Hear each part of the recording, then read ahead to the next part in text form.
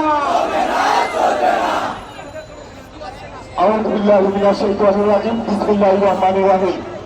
উপস্থিত সম্মানিত জুলাই যোদ্ধা ভাই ও বোনেরা, আমরা আজকে ঘর ছেড়ে এসেছি জুলাই ঘোষণাপত্র না নিয়ে ঘরে ফিরব না।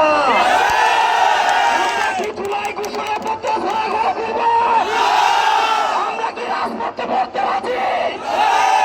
আমরা কি জুলাই ঘোষণাপত্রের জন্য মরব? আমরা কি কারো চোখ লাগিয়ে আলীকে ভয় পাবো? আমরা কি কারো হুমকিকে ভয় পাবো?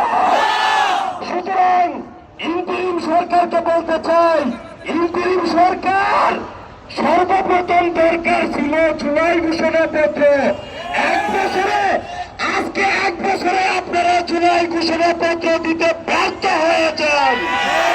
তাহলে আজকে আমাদের এই জুলাই যুদ্ধ আহত ভাই বোনেরা অনেক দূর অবস্থায় থাকা সত্ত্বেও তারা রাজপথে আসতে বাধ্য হয়েছে।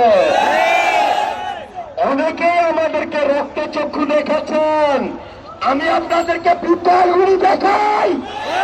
আপনাদের রক্তচক্ষু আমরা ভয় পাই না। আমরা আপনাদেরকে 1 বছর সময় দিয়েছি, 1 বছরে একটি বাচ্চা প্রসব করে অথচ আপনারা জুলাই ঘোষণাপত্র প্রকাশ করতে পারেন না।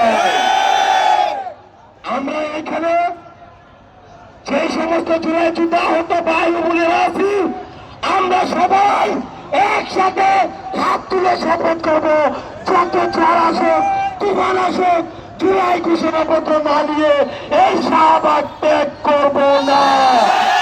সবাই হাত তুলেন, সবাই হাত তুলেন, শপথ করেন, শপথ করেন।